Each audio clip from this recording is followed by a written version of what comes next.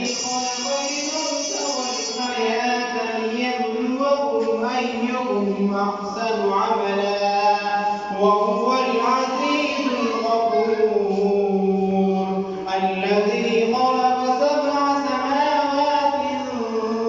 طباقا ما ترى في خلق الرحمن من تفاوت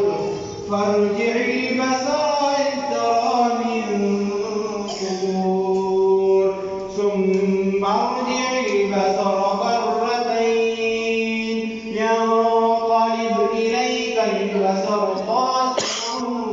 وهو حسير ولقد زينا السماء